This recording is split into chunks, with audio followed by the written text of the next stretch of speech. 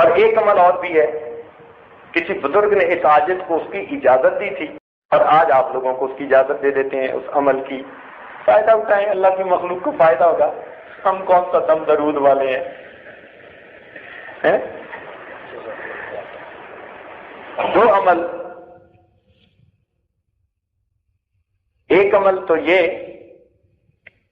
کہ اگر حافظہ اچھا نہ ہو، جو آج کل اکثر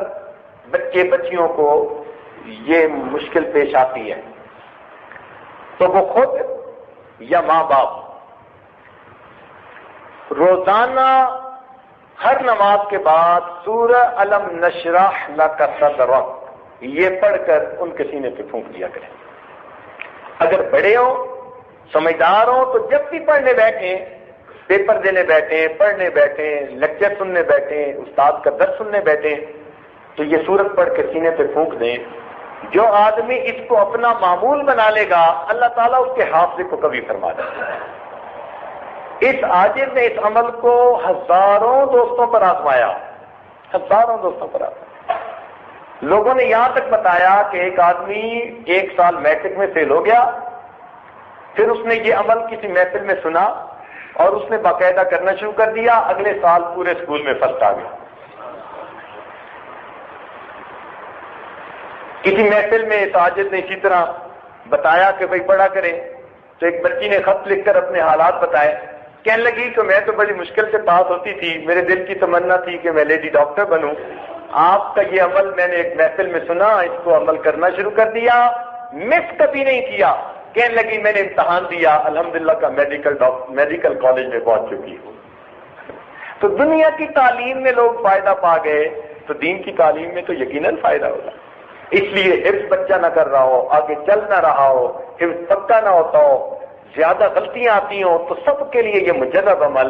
جب بھی پڑھنے کے لیے بیٹھیں، اول آخر ایک مرتبہ درود شریف، درمیان میں الم نشرح لک صدرک کی صورت پڑھ کے سینے پہ پھونک لیں، اللہ تعالیٰ سینے کو کھول لیں۔ اچھا، ایک تجربہ بھی عرض کرتا چلوں۔ بعض بزرگوں کا معمول اس عاجز نے پڑھا اور پھر اس کو اپنا کے دیکھا کہ جس آدمی کو علم کے بارے میں شرح صدر نہ ہو رہا ہو نا،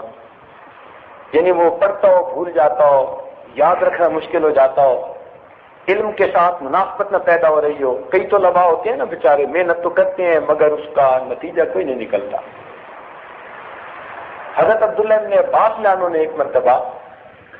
بلکہ عبداللہ ابن مسعود عنہ نے ایک مرتبہ پوری رات یہ آیت پڑھ کر گزاری، قل رب زدنی علما، اسی آیت کو پوری رات دہراتے رہے۔